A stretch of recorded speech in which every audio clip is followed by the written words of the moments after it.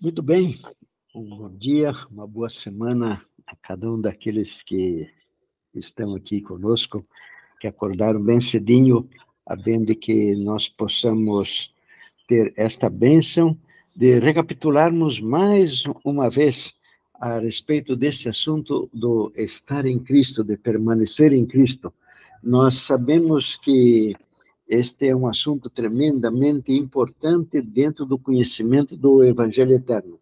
Então, além de cumprimentar, gostaria também de agradecer àqueles que estão aqui conosco, agradecer a irmã Nayara pelo convite e especialmente agradecer ao nosso Deus, porque Ele nos tem ajudado e nos tem também esclarecido a respeito desses pontos tão importantes do Evangelho Eterno. Esse assunto do estar em Cristo, do permanecer em Cristo, que é frisado especialmente no livro de João, no capítulo 15, nós temos, lamentavelmente, que reconhecer que nós, dentro do movimento adventista, nós recebemos a informação de que estar em Cristo significaria apenas estar em comunhão com Cristo. Então, se eu estou em oração, então eu já estou entendendo em Cristo. Porém, esta compreensão, ela é bem mais profunda do que simplesmente nós estarmos em comunhão com Cristo. Nós temos até feito uma ilustração, onde nós apresentamos que o estar em Cristo, ele é o assunto principal dentro daquilo que significa o plano da salvação, é a espinha dorsal de todo o Evangelho Eterno. Se, então, é importante nós conhecermos. Se nós eventualmente não conhecermos, bem, nós sabemos que não vai ser exatamente o conhecimento que vai nos fazer com que nós possamos ser considerados pelo nosso Deus como dignos da sua confiança. Porém, se nós viermos também a conhecer bem profundamente mais temas a respeito do Evangelho Eterno, nós vamos estar, então, assim, melhor ancorados, no sentido de nós enfrentarmos as situações que o inimigo está trazendo para nós a cada instante. Então, nós vemos o interesse grande do apóstolo Paulo, e quando nós falamos do apóstolo Paulo, nós sabemos que o Espírito Santo que inspirou o apóstolo Paulo a escrever mais do que 200 vezes a se referir a este assunto do estar em Cristo. E nós, quando abrimos uma das epístolas, é muito difícil nós passarmos por uma delas sem que a gente tenha algum dessas referências. Estar em Cristo Jesus, no Senhor, em Jesus, nele, no amado, com ele, com Cristo, naquele, e etc. Nós temos, então, uma porção de tentativas do apóstolo Paulo de nos chamar a atenção. Nós sabemos também que uma das atitudes que o nosso Deus tem com relação a um assunto, quando ele é importante, é a repetição. E aqui nós não tivemos uma repetição uma vez, duas vezes. Nós tivemos cerca de 200 vezes. Então, é um assunto que nós devemos abrir o nosso coração ao nosso Deus e pedir para que Ele nos ensine, e que nem a irmã Nayara, então, falou, que também nós venhamos a praticar. Porque quando nós compreendemos o que significa nós estarmos em Cristo, nós estamos, então, recebendo aquilo que no livro de Mateus, no capítulo 22, nos fala a respeito da parábola das bodas. Aqui nós estamos, então, recebendo a informação do que significa a veste nupcial. Porém, aquilo que de fato importa é se nós depois permitirmos que o Senhor Jesus Cristo venha viver a sua vida em nós, no poder da sua palavra, citada na hora da tentação. Temos já colocado diversas citações do Espírito de Profecia, onde ela nos diz que isto que significa comer a carne e beber o sangue de Cristo Jesus. Quando nós, então, permitimos que Jesus venha viver a sua vida em nós, em razão de que nós citamos a palavra de Deus. Então, naquele momento onde nós estamos sendo tentados, se nós pela graça de Deus, o Espírito Santo nos colocar em nossa mente uma palavra, um dos mandamentos para que nós o citemos, nós sabemos que essa palavra ela é autorrealizável, ela vai criar o conteúdo dentro de nós, e ela cria o conteúdo dentro de nós exatamente porque neste instante se estabelece a realidade de Gálatas 2:20 em cada um de nós que estamos assim procedendo. Então, nós temos que estar em Cristo, significa nós recebermos a veste nupcial. Nós recebemos, então, a informação de por que nós, então, podemos ter vivido em Cristo Jesus, o que aconteceu, e também o perdão dos nossos pecados está ligado a esta compreensão do estar em Cristo. Porém, se nós temos apenas esta informação, ela ainda não é o suficiente.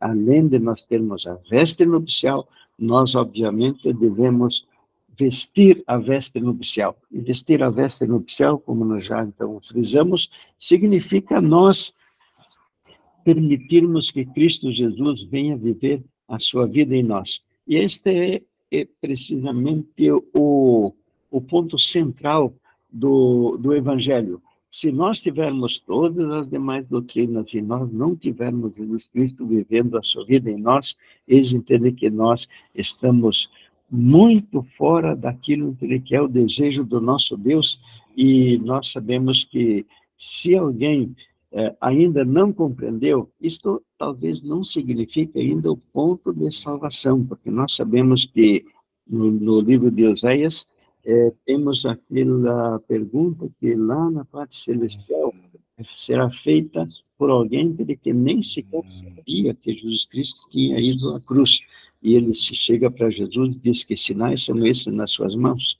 E agora Jesus Cristo, então, lhe dá aquela resposta, nos chamando de amigos, ainda dele que nós nem sempre nos comportamos como amigos dele.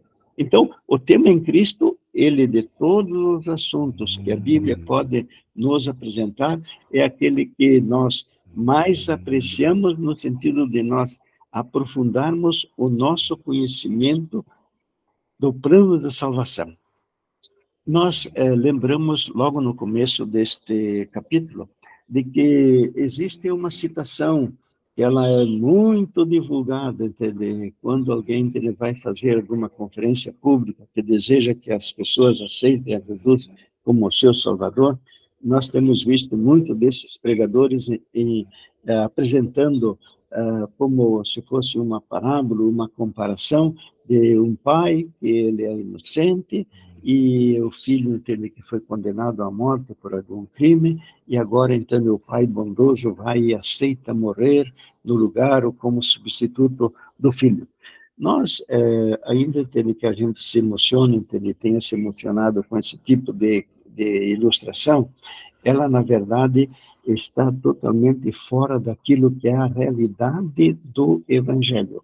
A realidade do Evangelho não é que um pai inocente que vai morrer no lugar ou como substituto de um filho condenado à morte. Uma mente que é esclarecida, ela nunca vai aceitar que alguém inocente possa morrer no lugar de alguém que seja culpado. Então, nós precisamos compreender com maior exatidão o que significa nós estarmos em Cristo e o que significa e como é que foi possível que Jesus Cristo viesse a obedecer por nós e também como é que seria possível que ele viesse a morrer sentindo as nossas dores. Porque quando Jesus Cristo foi no Getsemane, ele não estava como alguém que dissesse, bem, eu estou aqui, então eu vou agora suportar injustamente, ou pelo menos no lugar de alguém que fez algo, entende, que não devia ter feito, ficou condenado à segunda morte, e agora eu, entende, que sou inocente, vou suportar aquilo, entende, que seria devido a estes que fizeram aquilo que não deviam ter feito.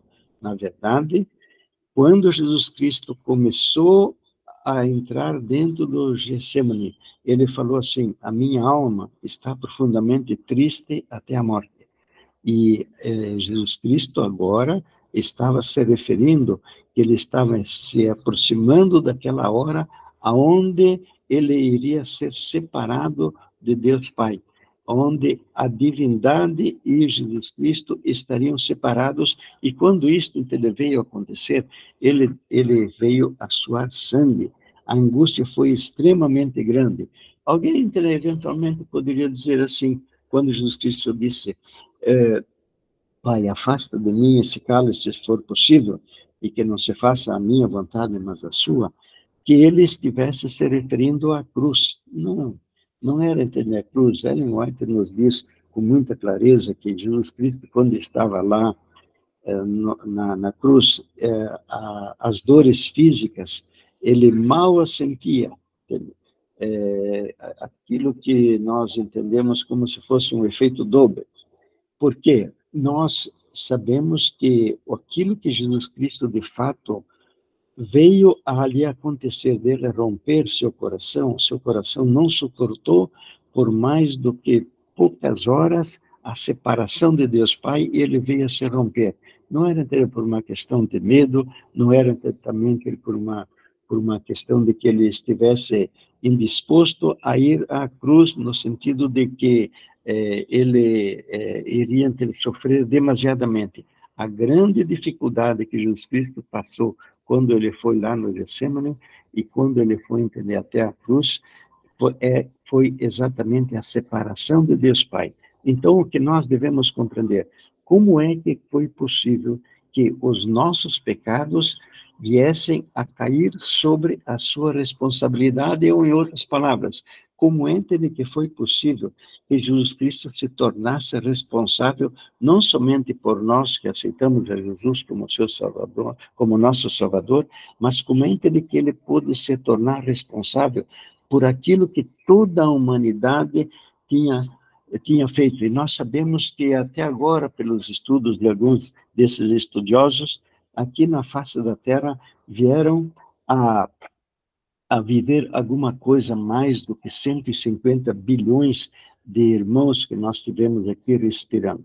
Então, nós devemos compreender bem esta realidade, o que significa estar em Cristo, porque nós bem sabemos que ninguém pode fazer exame de saúde por um outro, e também nós sabemos que ninguém pode fazer algo que estivesse fora do alcance. Eu vou ter uma pequena interrupção, por causa da energia elétrica. Só um momentinho, por favor.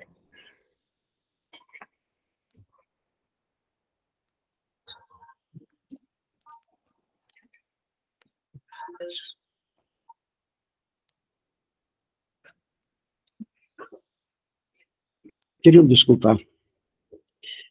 Nós gostaríamos, então, de continuar o nosso raciocínio. Nosso raciocínio, então, é o seguinte: ninguém pode fazer o exame de saúde para o outro, ninguém pode morrer no lugar do outro, ninguém pode também obedecer por um outro. Então, nós devemos aprofundar mais o nosso conhecimento, e nós sabemos que, para nós sairmos e para nós virmos a compreender o que significa profundamente o plano de salvação, nós precisamos compreender esta palavra que está ali em azul. O que significa uma unidade corporativa? O que significa diversas pessoas formarem um corpo, formarem como se fossem também de uma família, mas no caso de Jesus Cristo é bem mais ainda do que uma família. Então, nós usamos essa ilustração, que ela é simples, porém ela dá bem uma ideia do que significa uma unidade corporativa. É aquela que nós nos referimos como se fosse uma gatinha, uma gata quando ela está prenha. Quando ela está prenha, ela tem no seu seio os gatinhos. E quando a gata corre, eles correm porque eles estão na gata. Quando a gata, para, quando ela pula, eles fazem esse tipo de movimentação porque eles estão formando uma unidade corporativa com a gata. Então, a gata e os gatinhos formam uma unidade corporativa. E nós sabemos que, hoje, no nosso linguajar, da nossa maneira de nós falarmos aqui no Ocidente, pelo menos, nós não temos esse tipo de comparação, essa maneira bíblica de fazer essa representação coletiva, falando de nós estarmos em alguém, ela não é um costume entre que nós que usamos. Eu não sei se nos outros países, lá no Oriente, esse linguajar, ele é usado. Nós aqui não fazemos uso disso. Então, nós devemos compreender bem o que é uma unidade corporativa, porque nós temos, logicamente, muitas dessas representações coletivas. Nós sabemos que um diretor de uma empresa, ele pode representar toda a empresa, e o departamento financeiro pode ser representado pelo diretor financeiro, e o departamento de vendas ou de marketing pode ser representado por alguém que lida nesta área, e temos também alguém que poderia dizer que a empresa é representada pelo diretor-presidente. Porém, nós não temos este linguajar, assim, ainda que nós tenhamos esta realidade da representação coletiva, nós não temos o linguajar de dizer assim, por exemplo, com relação ao nosso presidente, nós formamos, todos os brasileiros formam uma unidade corporativa com o nosso presidente. E quando o nosso presidente vai, ele assina algo em nome do Brasil, ele o faz porque ele é nosso legítimo representante. E como nosso legítimo representante, os jornais poderiam dizer assim, hoje nós formamos ou firmamos tal acordo com tal nação no nosso presidente, porque quando ele assinou, nós estávamos na mão dele, porque ele, quando agiu, ele agiu como sendo todos nós, todos os brasileiros. E nós temos dentro da Bíblia também diversas vezes onde esta ideia da unidade corporativa ela é representada, onde nós temos, por exemplo, no caso do Isaac.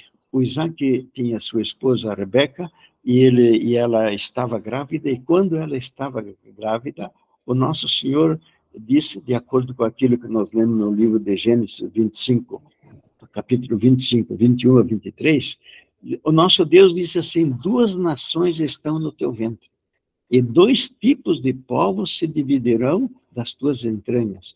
Um povo será mais forte do que o outro, e o mais velho servirá o mais novo.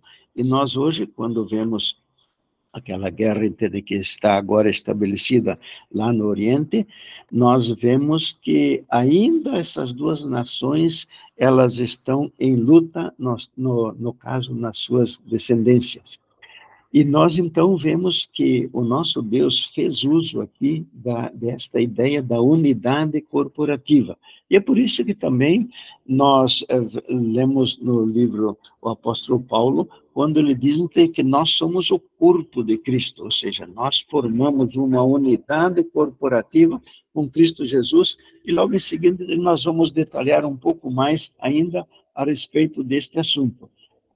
Outra parte que também temos na Bíblia, agora no livro de Hebreus, a ideia do que significa um corpo, uma unidade corporativa, é quando o apóstolo Paulo nos diz que o Levi, que era um bisneto do Abraão, ele veio a pagar o dízimo por meio de Abraão, ou seja, quando o Abraão pagou dízimos a Melquisedeque, a Bíblia então apresenta que o Levi, que recebia dízimos, também devolveu o dízimo por meio de Abraão. Ou por causa do que a Bíblia faz esse tipo de raciocínio? Porque ela está considerando que entre Levi e Abraão, eles estavam formando uma unidade corporativa. E nós temos também outros exemplos, no caso, o livro de Josué. No livro de Josué 7, nós temos que Acã fez aquilo que não devia ter feito, e quando ele fez aquilo que ele não devia ter feito, ele roubou aqueles bens que eram consagrados a Deus. Quando Deus vai falar com Josué, ele não fala assim, o Acã fez isto, ele diz assim, Israel pecou, ou seja, Deus considerou todos eles, todos os israelitas, inclusive Josué e inclusive o Acã, como se fosse uma unidade corporativa. Uma outra unidade corporativa nós temos nas palavras de Golias. O Golias falou assim para os israelitas, não há necessidade de que todo mundo, todos os soldados aqui façam uma guerra, não. Vocês escolhem um só. E vai ser o seguinte, se porventura ele nos vencer, nós vamos ser seus servos. E se eu vencer, então vocês todos vão ser os nossos servos. Lá também, então, nós temos que o Golias estava se referindo a uma unidade corporativa, na verdade, a duas unidades corporativas. Nós temos, então, ao que dentro do plano da salvação? Dentro do plano da salvação, nós temos que nós fizemos e estávamos em Adão, nós fizemos uma unidade corporativa, ou seja, toda a humanidade estava em Adão, ou seja, Adão foi o representante de toda a raça humana. E qual é a prova que nós, de fato, estávamos em Adão? Nós estávamos em Adão, a prova é de que quando ele veio a pecar, quando ele veio a ofender o nosso Deus, e ele passou, como consequência, ter as tendências a praticar o mal, as tendências pecaminosas, nós, hereditariamente, também recebemos essas tendências. Isto é exatamente a prova de que nós estávamos, assim, em Adão. Então, porém, a graça de Deus foi que naquela mesma hora que o Adão fez aquilo que não devia, e naquele mesmo instante Jesus Cristo se constituiu no segundo Adão. Então, nós estávamos em Adão, no primeiro Adão nós estávamos, mas graças a Deus nós também tivemos a bênção de estarmos no segundo Adão. Então, nós temos assim, então, aquilo que aconteceu dentro da realidade histórica, com o que aconteceu com a humanidade. Então, quando Deus criou Adão, ele não estava criando um único homem, ele estava criando todos os mais de 150 bilhões de descendentes dele, todos estavam em Adão. E quando Adão fez aquilo que não devia ter feito, eis que toda a humanidade fez junto. Porém, nós lembramos, assim, com muita clareza, de que nós não temos nenhum tipo de culpa por aquilo que ele fez. Nós viemos a sofrer as consequências do que ele fez. Ou seja, nós não fomos de forma nenhuma responsáveis por aquilo que aconteceu. E quando então Adão veio a fazer aquilo que ele não devia, nós que estávamos em Adão viemos a sofrer apenas as consequências, porém sem nenhum tipo de culpa naquilo que ele fez. Muito bem. Então, quando Satanás então conseguiu a vitória sobre o Adão, como o Adão era o nosso representante, como nós todos estávamos dele, ele então veio a subjugar todo o ser humano. E cada um de nós, então, pode dizer aquilo que temos no livro de Romanos 7, no capítulo 14, que em Adão, quando nós, então, estivemos em Adão, nós todos somos vendidos ao pecado. Vendidos ao pecado significa nada mais, nada menos do que quando o Adão fez, nós viemos a receber as tendências a praticar o mal, e nós nos lembramos de estudos anteriores, onde nós temos frisado com muita ênfase que as tendências a praticar o mal, ainda elas não são uma ofensa a Deus. E no livro de Tiago nós temos a comprovação disto, porque ele fala de que a concupiscência, ou seja, as tendências ao mal, elas ainda não são pecado. Elas passam a ser um pecado, elas passam a ser uma ofensa ao nosso Deus quando nós cedemos a ela. Muito bem.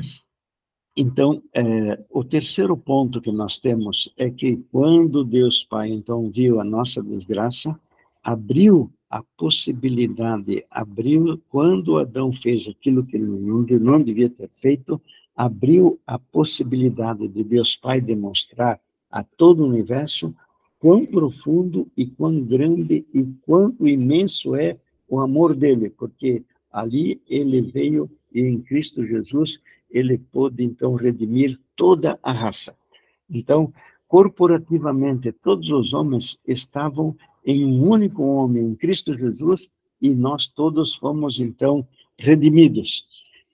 Alguém poderia dizer assim, que Jesus Cristo seria o Salvador apenas daqueles que o aceitam como Salvador. Não, na verdade, ele salvou toda a humanidade. Então, quando no ventre de Maria se uniu a natureza humana de Cristo, a natureza divina de Cristo Jesus, se uniu com a natureza humana, e ainda ele formou Jesus Cristo com duas naturezas, a natureza humana e a natureza divina, neste mesmo instante, nós devemos reconhecer, e este ponto deve ficar bem claro na nossa mente, que aquela natureza humana que foi unida com a divindade, ela representava todo o ser humano. Da mesma forma como em Adão nós havíamos formado uma unidade corporativa, agora nós, em Cristo Jesus, também viemos a formar uma unidade corporativa e, por causa desta unidade corporativa, quando se uniu a natureza humana com a natureza divina, nós estávamos naquela natureza humana de Jesus Cristo e nós fomos unidos à divindade. E este ponto é um ponto que nós devemos guardá-lo sempre em nossa mente, porque tal como em Cristo Jesus a natureza divina estava latente, ela estava como stand-by, agora também nós que viemos a aceitar a Cristo Jesus como Salvador, a nós que quando viemos a aceitar a Cristo Jesus como Salvador, nada mais, nada menos, é um reconhecimento, ainda que a maior parte daqueles que vão ao batismo, daqueles que aceitam a Cristo Jesus, ainda que eles não tenham todo este esclarecimento de que eles estavam em Cristo Jesus e que agora eles estão recebendo em Cristo Jesus a realidade, estão aceitando a divindade, nós, de fato, devemos guardar dentro da nossa mente esta realidade, porque, de fato, ela é algo, entende, que nós ainda vamos ter, se nós tivermos a bênção de estarmos lá na pátria celestial, vai nos dar, então, a condição de nós nos assentarmos no trono de Deus. E nenhum de nós vai se sentar no trono de Deus apenas sendo um ser humano sem duas naturezas. E nós também temos feito outros estudos sustentando de que, se por uma aventura Jesus Cristo tem duas naturezas, a natureza humana e a natureza divina, e nós só tivéssemos a natureza humana, nós de forma nenhuma poderíamos ser considerados como irmãos de Jesus, porque ele tem duas naturezas e nós teríamos uma só. Mas graças a Deus que no ventre de Maria, quando se uniu a natureza humana com a natureza divina, Jesus Cristo sendo o segundo Adão, isto então possibilitou que nós também fôssemos unidos à divindade, e é exatamente aquilo que nós lemos na Epístola de Pedro, né? Muito bem. Então, Jesus Cristo, então, corporificou toda a humanidade, ou, em outras palavras, Jesus Cristo, ele passou a ser, então, o representante da humanidade, e ainda uma outra beleza de informação. Jesus Cristo passou a ser o responsável por cada um dos seres humanos. Então, por isso, entender que Jesus Cristo pode, então, obedecer por nós, ele pode morrer por nós, porque quando ele obedece, ele não obedece sozinho. Ele formou uma unidade corporativa e todos os seres humanos obedeceram, todos os seres humanos foram na cruz e todos os seres humanos ressuscitaram e também todos os seres humanos estão assentados nos lugares celestiais em Cristo Jesus, da forma como nós vemos no livro de Efésios. Então, agora, então, nós vamos ver alguma coisa mais ainda detalhada a esse respeito.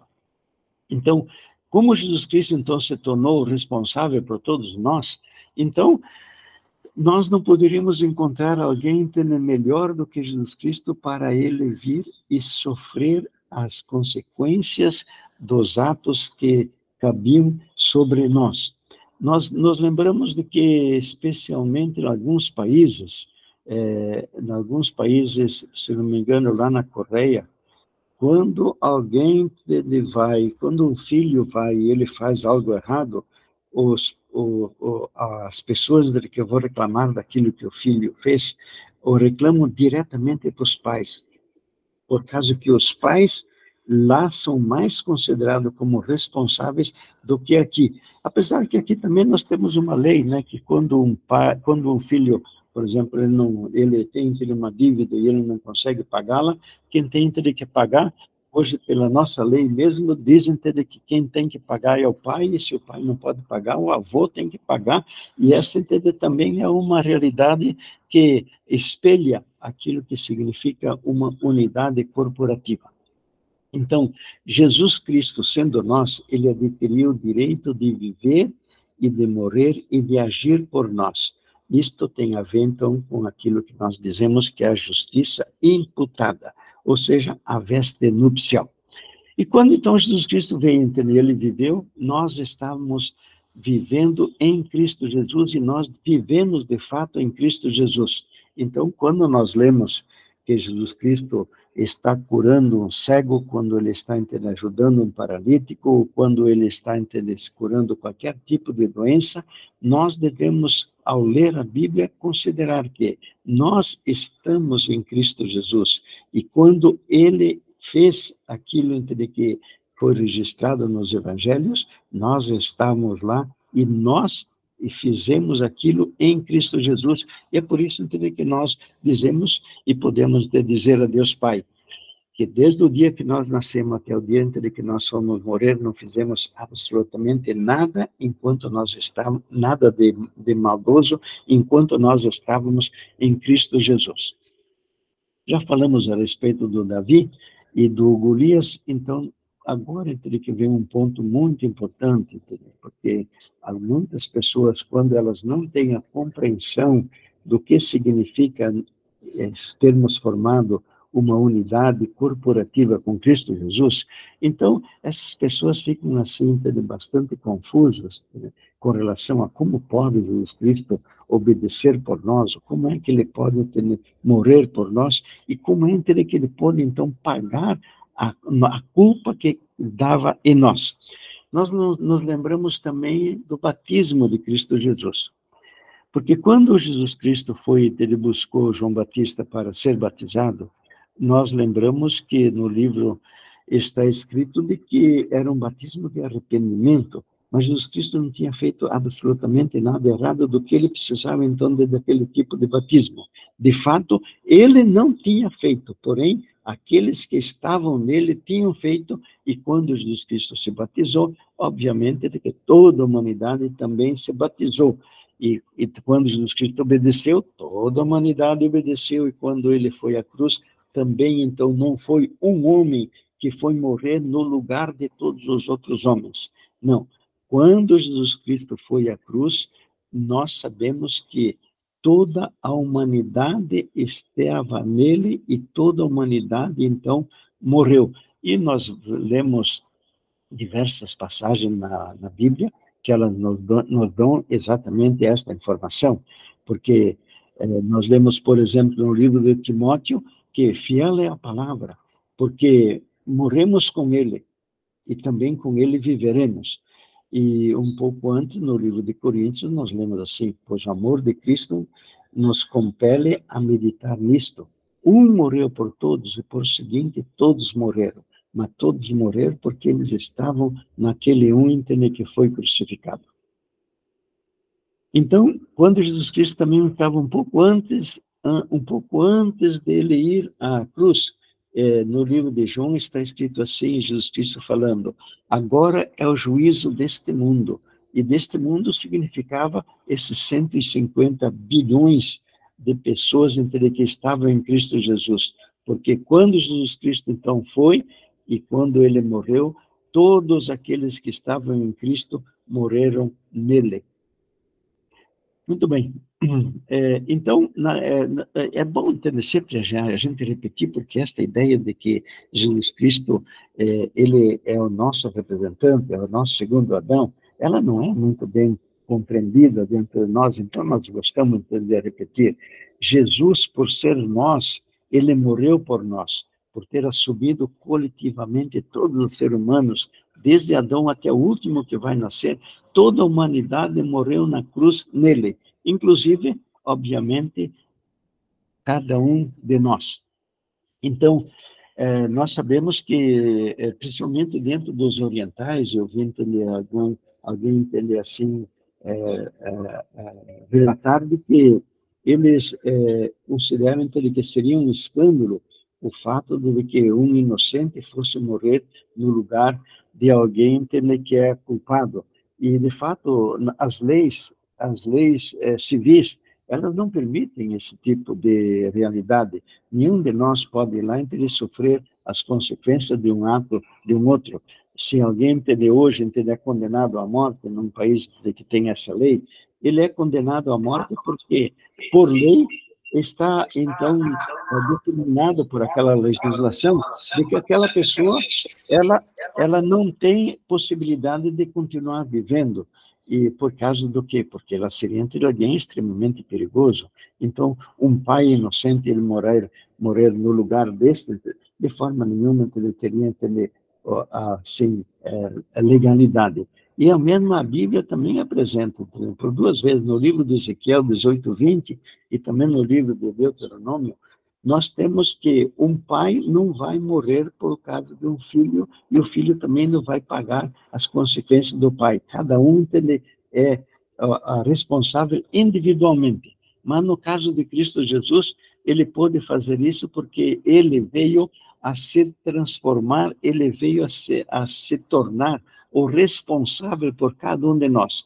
De sorte que, quando nós vamos fazer algo que é ofensivo a Deus, nós devemos nos lembrar disso, de que o responsável por aquilo que nós vamos fazer, de fato, é Cristo Jesus. Há consequências também para nós, sem dúvida nenhuma que há. Há consequências agora e poderá haver consequências bem mais drásticas no futuro.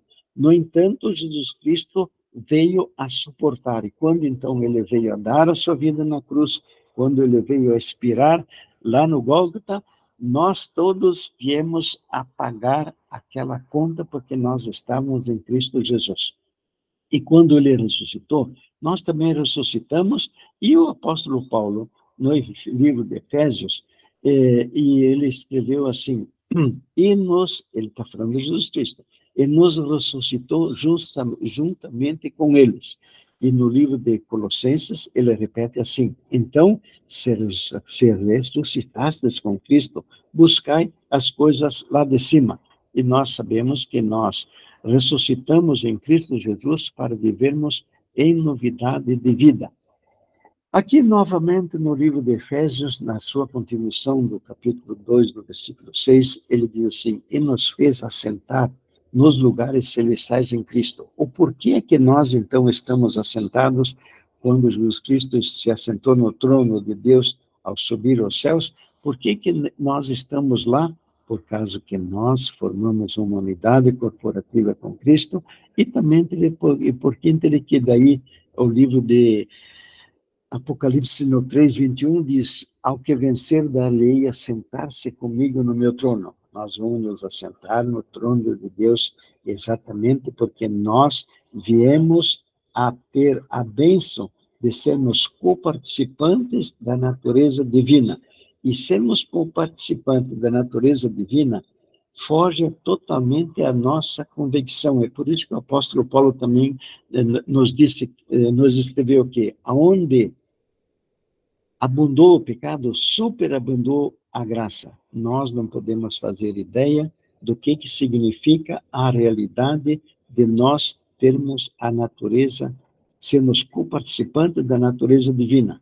E é por isso que o apóstolo João, na primeira epístola dele, no capítulo 3, quando ele veio a compreender isso, ele expressou-se de alguma forma, no livro capítulo 3, no versículo 1, ele se expressou assim, vede quão grande amor que o Pai manifestou, ao ponto de sermos chamados filhos de Deus. E eu sempre entendia que ser filho de Deus era como o Adão, quando ele foi criado, ele também era um filho de Deus. Porém, quando Jesus Cristo assumiu a natureza humana, nós viemos a participar da natureza divina de uma forma que nenhuma outra raça, nenhuma outra realidade existe em nenhum daqueles outros seres que foram criados aos bilhões que existem em todo o universo. A única raça que ela tem a possibilidade de agora aceitar estarmos em Cristo Jesus, aceitar que ao oferecimento da possibilidade de nós termos também a natureza divina, a única raça, entende, que tem esse privilégio é exatamente aqueles, entende, que tinham se afundado por demais no pecado. Então, alguém poderia dizer, e desde quando é, entende, que nós estamos em Cristo Jesus? E nós lemos no livro do Apocalipse que o Cordeiro foi morto desde a fundação do mundo. Nós sabemos que este plano estava antes ainda de ser criado o homem. Deus Pai não foi tomado de surpresa, a divindade não foi tomada de surpresa por aquilo que aconteceu com Lúcifer e também por aquilo que aconteceu com o nosso primeiro Adão. Então, nós então devemos então compreender com relação ao que significa nós estarmos em Cristo, e todos os dias nós temos a bênção de nós compreendermos essa realidade e mantê-la viva dentro da nossa mente. Agora, uma consideração com relação àqueles que creem que Jesus Cristo veio com a natureza do Adão antes da queda, que veio com a natureza do Adão em carne santa. Se porventura aquela natureza humana que no ventre de Maria se uniu com a natureza divina, se porventura ela não fosse a nossa, nós não poderíamos estar naquela natureza, porque seria uma outra natureza totalmente diferente dela. E aí, por isso, que o irmão, o pastor Jones, ele escreveu com muita ênfase de que se por uma aventura Jesus Cristo tivesse vindo com a natureza do Adão antes da queda, estaria totalmente destruído o plano da salvação. E por que entender que estaria destruído? Porque então nós não poderíamos formar com Cristo Jesus uma unidade corporativa, nós não poderíamos estar em Cristo. E se nós não poderíamos estar em Cristo, ele não podia viver por nós, não podia morrer por nós, ele não podia ressuscitar por nós, ou seja, nós não poderíamos estar nele na encarnação, na sua vida, na sua morte, na sua ressurreição, e nem hoje nós não poderíamos estar assentados nos lugares celestiais, ou seja, no trono de Deus, hoje em Cristo Jesus. Então, nós temos também, com relação ao Evangelho, com relação à justificação, nós temos uma justificação que ela é objetiva e legal, e temos uma outra de que ela é subjetiva ou experiencial. Aquela justificação de que ela é objetiva, ela se baseia exclusivamente em fatos históricos. E os fatos históricos é a encarnação, a vida, a morte, a ressurreição e a intercessão de Cristo por todos os seres humanos.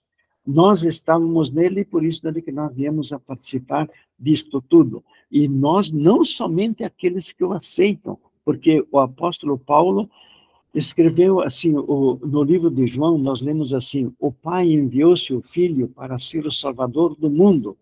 E ainda no livro de João, nós lemos assim: e ele, Jesus, é a propiciação pelos nossos pecados, e não pelos nossos apenas, mas também pelos pecados de todo mundo, ou seja, todo mundo foi perdoado. Hoje, o que significa entender o oferecimento do Evangelho é apenas você aceita que Jesus Cristo, você aceita o pagamento que Jesus Cristo fez pelos seus pecados ou não. Se porventura alguém te recusa, ele vai, logicamente, se tornar ele o pagador desses pecados, ou seja, ele vai ele mesmo suportar na segunda morte as consequências daquilo que ele fez. Porém, Jesus Cristo veio a ser Salvador de todos os homens, e nós lemos isto no livro de Timóteo, porque confiamos no Deus vivo, que é o Salvador de todos os homens, especialmente daqueles que creram. Porque aqueles que creram, eles apenas aceitaram o que Jesus Cristo fez, ou, em outras palavras, aquilo que Deus Pai fez por nós em Cristo Jesus. Então, nós, como falamos bem no início desta apresentação, nós temos nisso a veste nupcial. Porém, o interessante da veste nupcial é, o mais interessante é nós usarmos a veste nupcial. Então, a veste nupcial significa aquilo que Jesus Cristo fez, a encarnação, a vida, a morte, a ressurreição e a intercessão de Jesus Cristo lá no santuário celestial. Isso tem a ver com a veste nupcial. Mas vestir a veste nupcial é bem diferente, porque uma coisa é eu ter uma camisa e outra coisa é eu estar vestindo esta camisa. E nós estamos vestindo esta camisa, em repetição, vamos dizer, nós estamos vestindo esta camisa quando Gálatas 2:20 se torna uma realidade na nossa vida, quando nós, diante das tentações, citamos a palavra de Deus, possibilitamos que Cristo Jesus venha viver a sua vida em nós.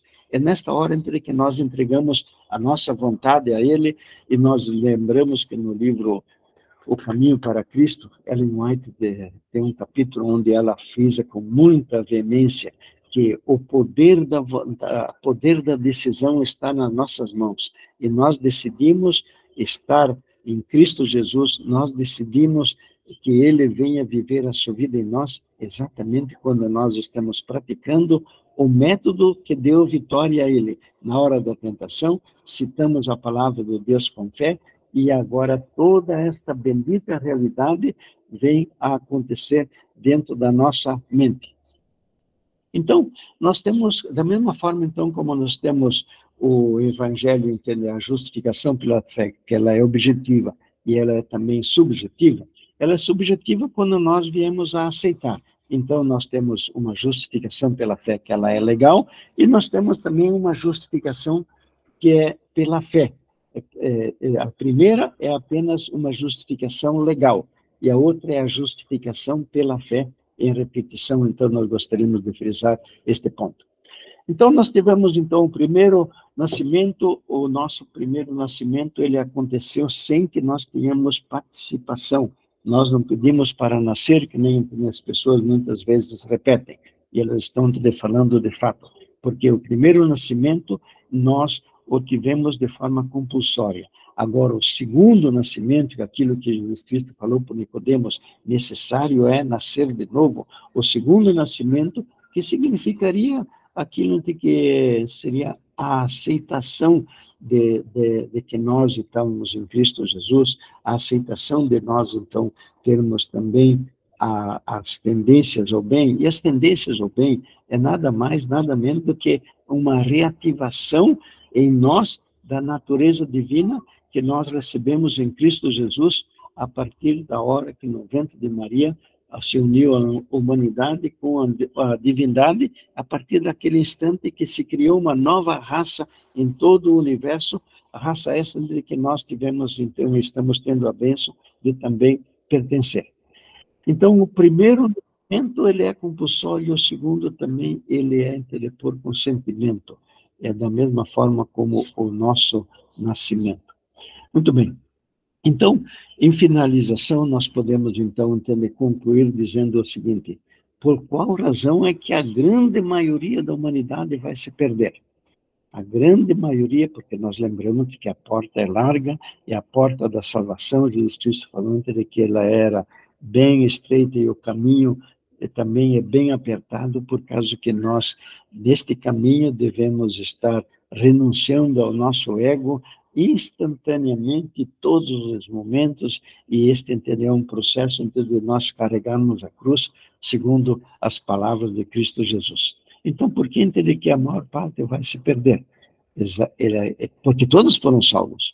Jesus Cristo é o Salvador de todos os homens, e todos já foram salvos. A única parte que agora está sendo feita, como uma proposta àqueles que ainda não aceitaram é: você aceita ou você recusa Se nós recusamos, da mesma forma como quando nós podemos estar diante de alguém nos oferecendo um presente, se nós o recusamos, obviamente nós não vamos ter o presente porque nós não aceitamos.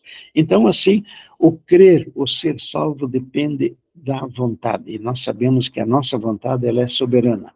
A consciência, a razão, o entendimento, eles nada podem fazer sobre a nossa vontade. Então, gostaríamos muito de que hoje nós estendamos a Deus a nossa proposta de nós aceitarmos a Cristo Jesus e de renovarmos com Cristo Jesus o pacto de que nós estamos em Cristo Jesus. E que Deus nos abençoe para que essa realidade de que no ventre de Maria, quando se uniu a natureza humana com a natureza divina, nós estávamos naquela natureza humana e nós fomos unidos à divindade. Que Deus nos dê a bênção de que nesse dia, em todos os instantes, esta realidade permaneça bem clara na nossa mente. E eu tenho certeza que, quando isso acontece, é um grande apoio, um grande suporte para nós enfrentarmos as tentações com o método de Cristo Jesus, sendo vencedores. Amém? Nosso Pai, nosso Deus querido, em nome de Cristo Jesus, muito obrigado, Senhor Deus, pela profundidade que o nosso Deus nos dá a entender a respeito do plano de salvação. Muito obrigado, Senhor Deus, por estar nos dando a bênção de nós estarmos em Cristo Jesus em todas as fases da sua vida, mas essencialmente e principalmente quando no ventre de Maria se uniu a natureza humana com a natureza divina. Te agradecemos imensamente e rogamos que o nosso Deus possa contar conosco como uma das suas testemunhas nesse dia, em nome de Cristo Jesus. Amém.